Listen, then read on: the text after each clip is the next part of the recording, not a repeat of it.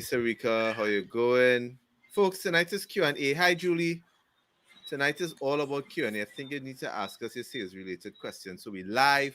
Let me hear, buddy. You don't need the headphones. You have to talk into the mic. She wanna You hear. don't need the headphones. You have to talk into the microphone. It is the microphone you have to talk into. It is not the headphones. Hey, you're slowing down the show. Okay, sorry, Right, lady right. Okay, headphones. cool. Headphones. Yes.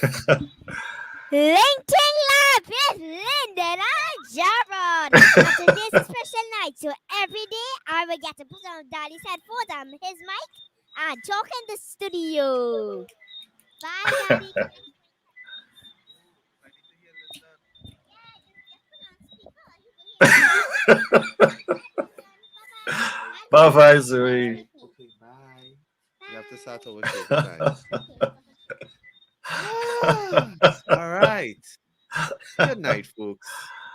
Good night. Whew. Good night. Good night. As you see, That's a good I, pickup I, energy to start the live, man. it is. Her energy is infectious. My gosh, she's Yeah. amazing. All right. So tonight, folks, we're doing it different. We want to do a Q&A because Linda and I were talking about it. A lot of times we just keep sharing our perspective on things that we're looking at sales. And I think that may hamper some people from asking their questions.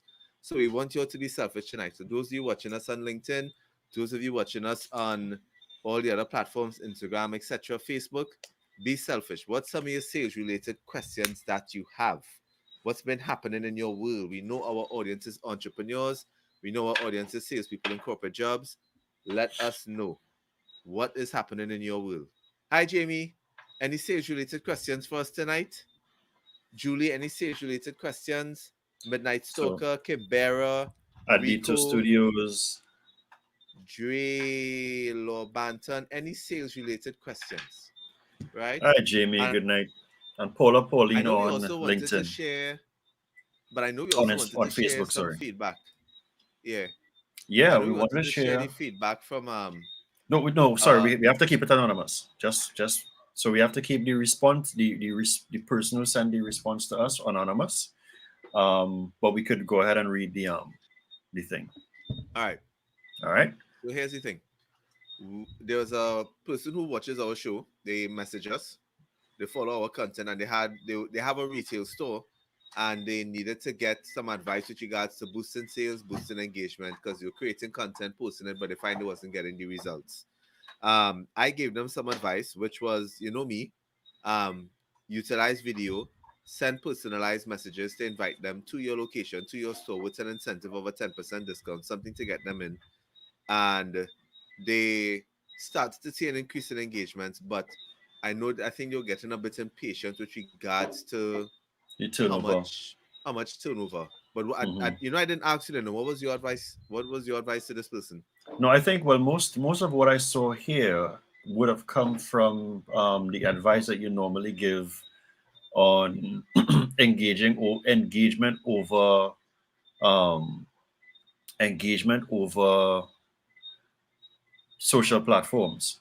But Yeah, this would have come from the live that we did in January. We were just speaking about general activities that we could do, right? So I think for her, what would have suited her would have been a lot of the information that you would have shared because it kind of fit her space, right?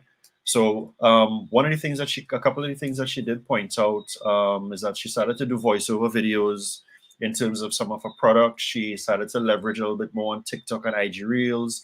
And as Jared was saying, is that she's indicating here that has been seeing a huge is always relative, huge right. number of views and likes and saves, which is good, right? Because I think a save is also a good metric of starting to when someone trusts or appreciates your content enough to save it and they may eventually share it at some point in time than she would have expected. However, she hasn't really seen that convert into sales as yet, Right. right? And she did actually have a question here, and her question was: is it that people have no money for my products as it's January, or am I doing something wrong, or am I not doing enough? And So let's answer I, that question. yeah, so we can start with that particular And then question. this is my, so I'm being biased. This is my uncle here. So I would definitely want to answer his question. And here's one of my heroes early in my career when I was working in DHL. Camilo, good night to you, my friend. This is one of the most amazing, energetic individuals you'll ever meet, and one of the best bosses I've ever had who understands like how sales is. So, Camilo, good night to you. So, let's hit on her question. First Right. of So all, I the, think right. So go let's hit ahead. on the Oh, question. so you want me to read it over, or we? Read it Or over again just so right. everybody can hear. So she says, "Is it that people have no money for my products as it's January, or am I doing something wrong, or am I not doing enough?" I think she's doing enough. I think there isn't enough patience to get the results. I don't think people aren't buying in January. I just think it could be a possible case of maybe targeting the wrong individuals. But Hmm. remember, I always tell persons you have to look at your pipeline this way. Your pipeline is always made up of different types of customers. There are people who would buy from you in 2 minutes. There are people who might buy from you in 2 months, and there are people who might buy from you in 2 years. The only question is how many of those conversations are you having so that they're constantly in your pipeline. So Yes. my advice was actually just to tell them, keep being consistent with it, hold the strain. I would say yes, sometimes people don't buy in January, but I just think we're in a different market now. So you definitely need to always have that patience and be consistent and probably have more qualifying conversations with the individuals. Yeah, I excuse me, I would agree with that as well. I think especially once you're doing particular work on social platforms, yes, social platforms may sometimes be slow in the beginning, especially when you're now beginning to do it. But if you are seeing the things that you are seeing in terms of likes and more engagement, and your followers are coming up, do the things that Jared always speaks about. Engage with new followers, look at what people are actually saving and see how you can do other versions of that same bit of content, especially if there's a new message that you want to get out a particular way. And if you realize that it was something that you well, no, there's no way on IG to really understand if you gained a follower because of a piece of content. No, Yeah, you have there analytics. is. Okay, Yeah. right. So I if you've don't been think able, if you LinkedIn, I don't think Instagram analytics has it, but there is analytic tools you can buy to give analytics, you that data. okay, right. So if you invest in tools like that, then of course you can then start targeting folks specifically with that content, and eventually they will convert once you have. And I would always say like this, right? You also have to maybe sometimes be a little bit intentional too in terms of what or when you want to start asking them, what is it that they may be interested in and stuff like that. Now you don't want to jump at that too early for fear of scaring away the person, you know.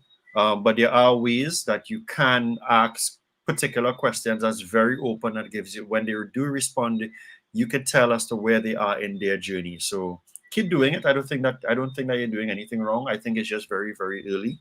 And just That keep was the working other on the thing. engagement. When I asked, they was only doing it for like a week, like a two Yeah, it's week in max. January. It's That's just still say from when we early. started. Yeah. Yeah. So Yeah, have no fear. shooting. Yeah. Yeah.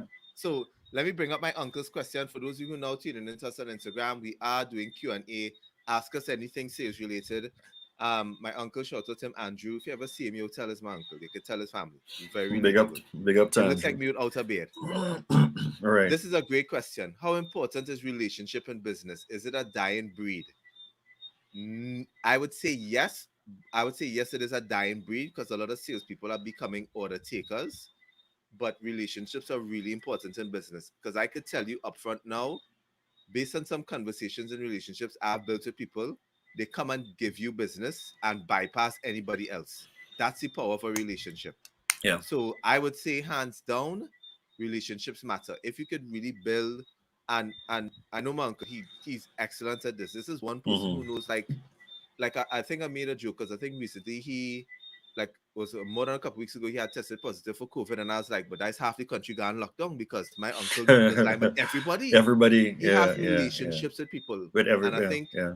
if you have that, I think you have a huge advantage in sales. I think you have a huge Hmm. advantage in anything you do in your career Yeah. because if you keep giving to those persons, you can leverage that at any point in time when you need something. So Yeah. yes, Yeah. relationships matter. I totally, I will totally agree with that too.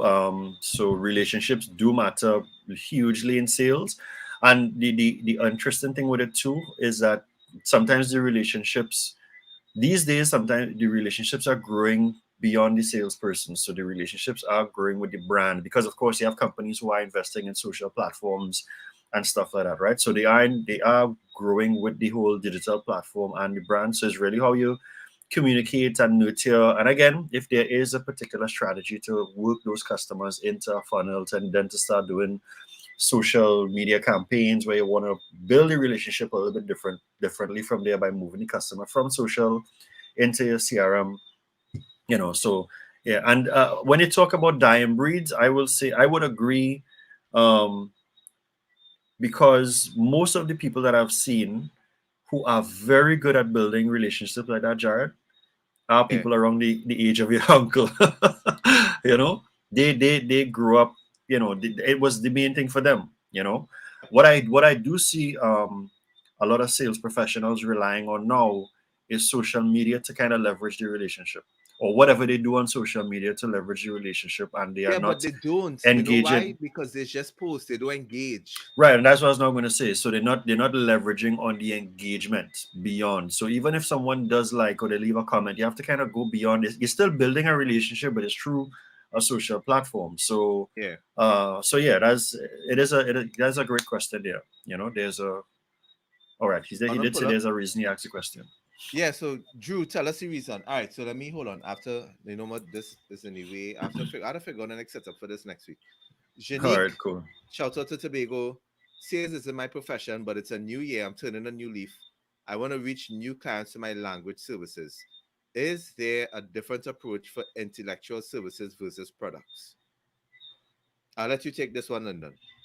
So my answer to that will be, I don't know. I'm not sure what Janique is doing now, but I'll tell you She's an what I have. interpreter, so she provides the language services for like the government No, events and stuff. Yeah. understand that, but like I'm not sure what her Oh, approach what is she's doing now to get to customers. get Right. customers, Okay. right?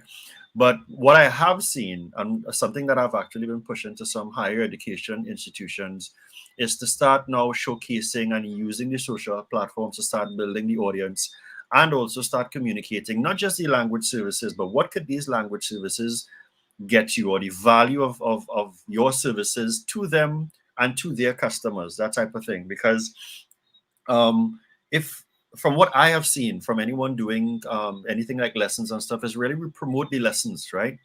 Spanish classes and this and that and the third. But what I have seen, I'm not sure. I'm not sure if you've seen this girl on TikTok.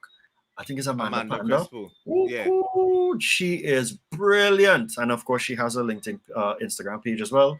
But she is brilliant at that, as to how she does that, because she brings her lessons in very short forms onto TikTok. It's very, very engaging, and you actually learn things, Yeah. And then she also moves folks from TikTok into her Instagram, and then of course from her Instagram into She uses into it as a her lead funnel.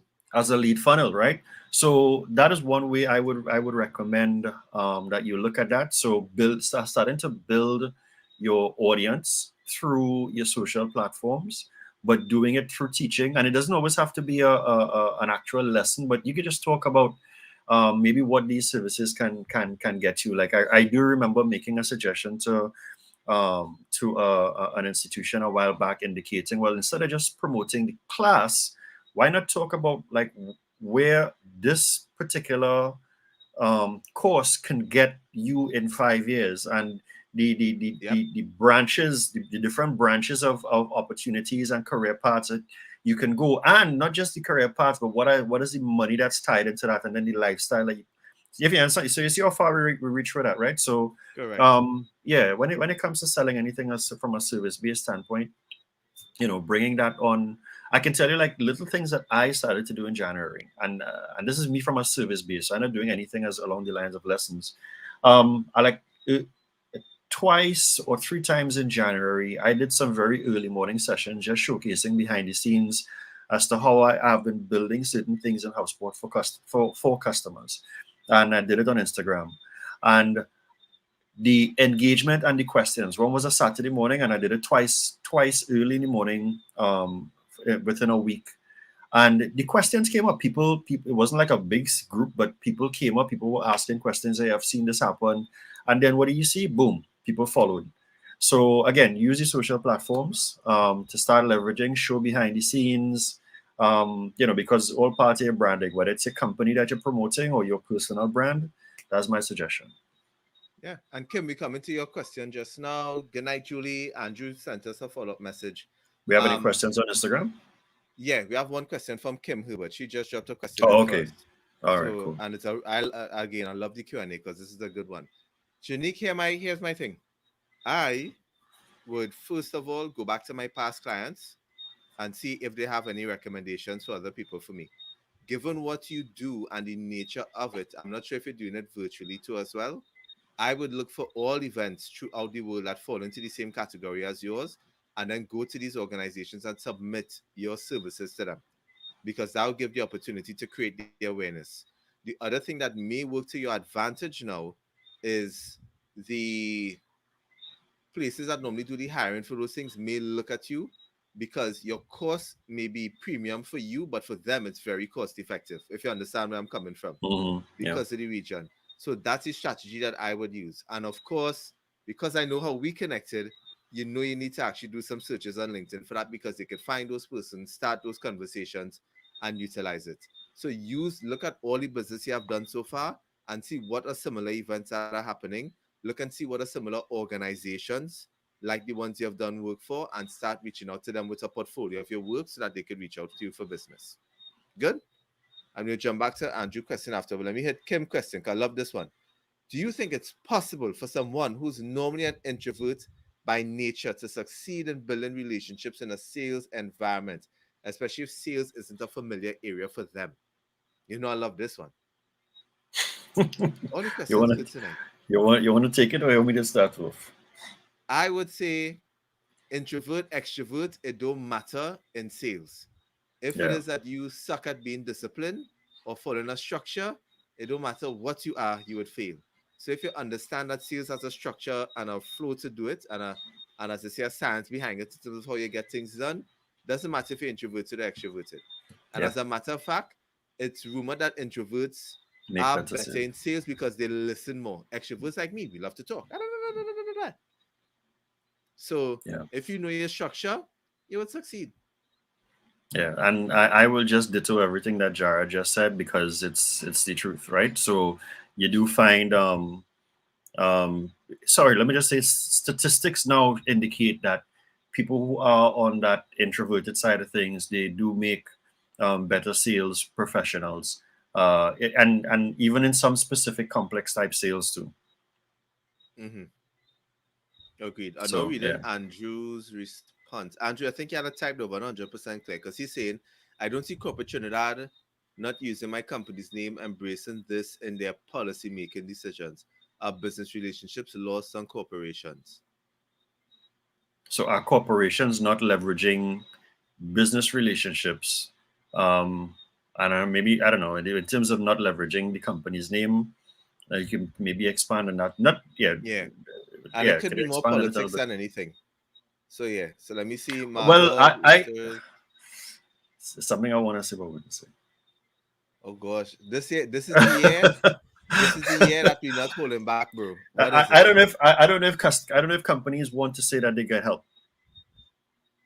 I don't know if Say that companies again? will. I don't know if companies are willing to say that they got help. If they're like, okay, we were supported by X and this and that and the third. So you may have Oh. companies who may they may be apprehensive to indicate. Okay, let me put it to you like this.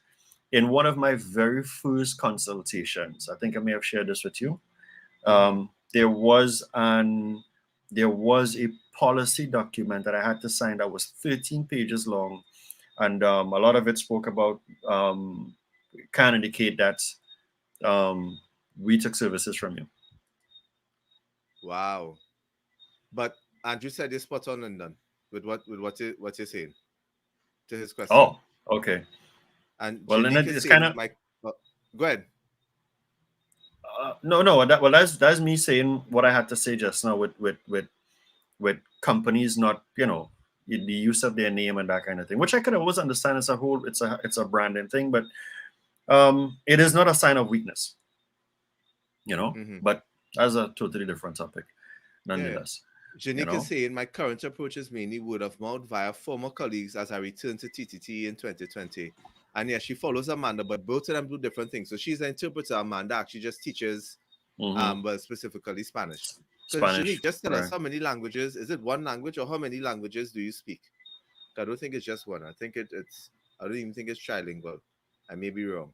All Mm. right, let me drop this question in. So for those of you who are listening, if you're an entrepreneur, hit us some hearts, hit us one of the emojis that we have so we know. Because I was talking to a friend recently and they brought up something. They were buying a product at a store, and it just happened that the product that they were buying, the person behind them next in line was one of the providers. So let's just say it was an electrician. So they was buying electrical stuff, and the Mm-hmm. person behind them asked, "Hey, do you have an electrician?" Right? Mm-hmm. Now, what was interesting why they're telling me about this exchange was that the electrician, after kind of disclosed to them that, "Hey, thanks so much for not getting upset that I asked you." It's like I've always been nervous asking people if they have an Mm-hmm. electrician, and I Right. find it so weird. I never could understand. But again, my mindset and my attitude is different. Why people who are entrepreneurs are afraid to ask for business, and and let me divulge in this because let me expand on this because I remember when I was doing the survey, the insurance survey, right? Mm-hmm. And it was not difficult. When I was doing the insurance survey, I too had this slight fear when I went to go and start doing the survey, but I Mm-hmm. realized the fear wasn't a fear of like something to hold you back. The fear was something that it was to push you to propel to, for you to do it. And that's what I wanted to pay attention to if you're an entrepreneur. The If fear was you more of an anxiety. So most Yeah, like, yeah, right. and I think if you feel that in you, it's the urge for you to go and act. It's not the urge for you to step away. Like that is the urge, especially in business. It's not like Mm-hmm. we telling you to jump off a cliff. The urge for you is that is for you to tell people to do what you're supposed to do. Yeah. And as I was explaining to people, the only downside to that is if you ask, you have a 50% chance of being told no. If you Mm-hmm. don't ask, you have 100% guarantee that you're being told no. So I would rather ask and take the 50-50 chance. Yeah. And Yeah. I think too, it's just it isn't a natural thing for people who are entrepreneurs to just feel as though they can just walk up and ask anybody. That yes, it comes down to the whole introvert extrovert thing too. But I think too, like one of the biggest things I've always seen coming out of sales training is not because sales reps don't know what to do. You know, it's sometimes because they don't have the confidence. So the lack of True. repetition, the lack of that training. Because sometimes when I get involved, they already know the stuff. It's just now the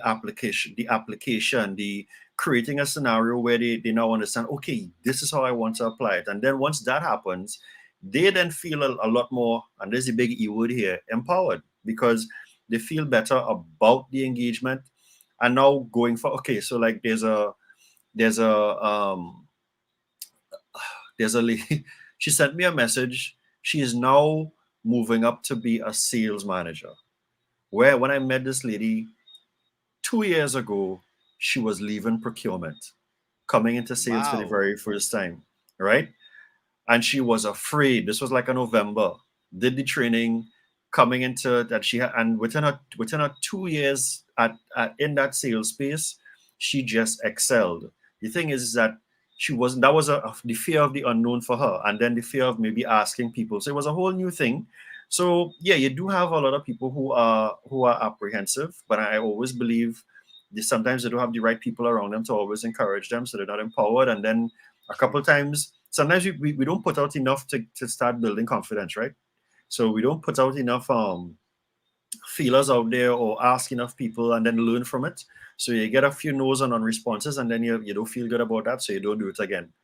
That kind of thing. But But that's um, part of it. You had to it's get it, no's it to get to is the yes. it is part of it, and thankfully that's kind of why we decided to do what we're doing now, because we recognize that people have these challenges. You Yes. know. So that is part of it. I see Sheldon join. Good night. Sheldon, I think Lyndon sent you a message. It's probably not this Sunday, but week after.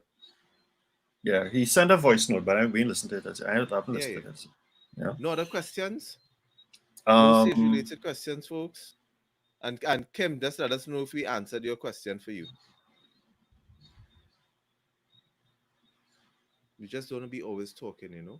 Hold on. For me, it was fear of rejection and the unknown. I Where is always that felt coming from? confident. This Kim on Instagram. Okay. She was saying for her Right. fear of the rejection and the unknown. I rejection. Listen, rejection is part of sales. I think I need to start sharing with you all because I haven't. I'll be honest. I haven't done the full updating of my pipeline yet. I've slacked off on it a bit so far for the year, but I would tell you if I remember correctly for last year, I won. It was less than 50% of the business I approach. So Mm. that's just to give you an idea. Like rejection is part of the game.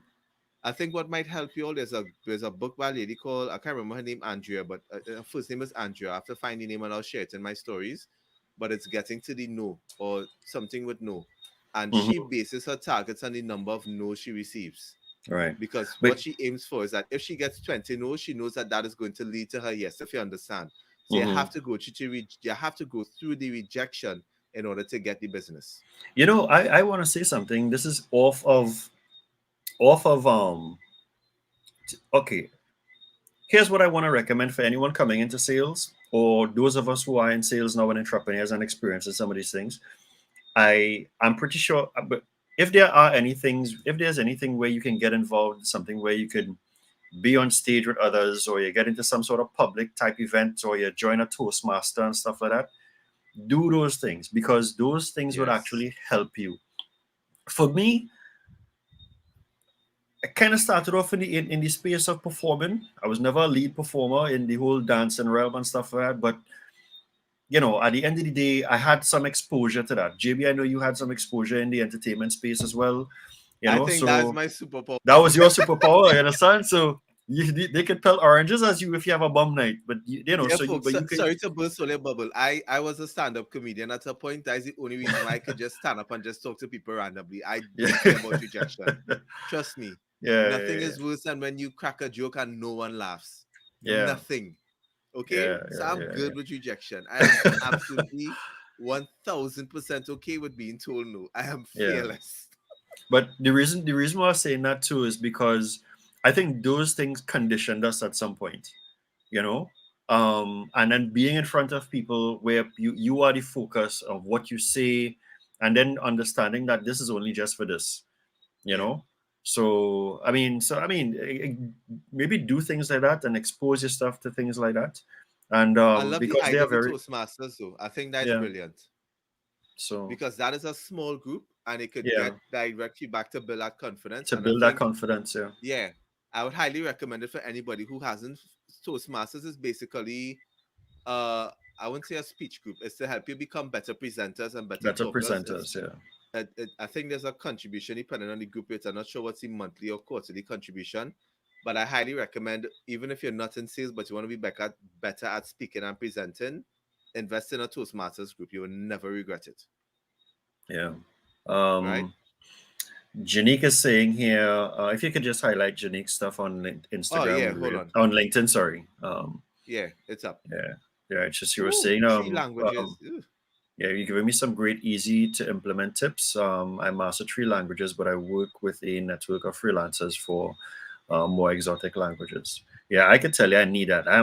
Because Trinidadians, because we because we are where we are, it's easy for us to get grouped as Latam. So I have the painstaking thing of being enjoined it, always bumped into a group from the Latin American region, and I could tell you, I see the value of having that extra language in your pocket, especially when it comes to Spanish right now, because there's a lot of stuff happening that I can't attend because I don't speak that third language, that second language. So Yeah. yeah, that's just a big value add, especially now.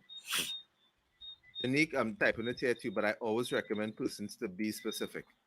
She's saying, ask her what type of industry she wants to get into in Trinidad, and she's saying across industries. And I'm like, Or nope, no, yeah, nope. yeah, yeah. You got to be specific on You which know, industries you want to get trust involved me, in. if it's one thing I could testify to, is and it's so you hear it all the time, but niching and being specific in who you serve and who you don't is the Hmm. fastest way to in business. Yeah, Trust and me. I guess the interesting thing is that, and I heard this from Michael Zapurinsky once. He was interviewing a guy who was actually niched, right? The guy learned to niche his business to say he's actually serving this industry or these groups of industries.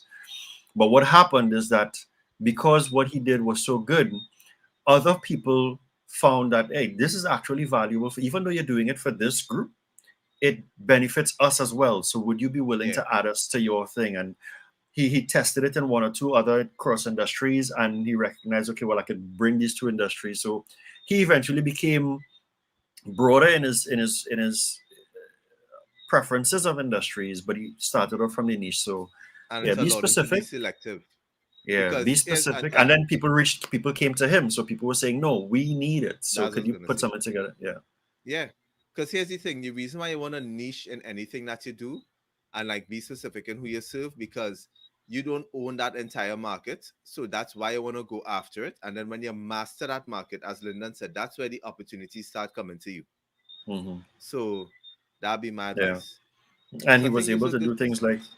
higher price points and that kind of thing. Yeah. Of course, because when you niche, you can charge more. Yeah. General Yeah. practitioners are Spe- always less to pay for than a specialist, Then a specialist. Yeah. right? Yep. So I love the questions Yeah. tonight, folks. I'll hold on for like a minute extra just in case anybody want to throw in a last minute question. Hi, Allison. Haven't seen you in a while. Hope all is well.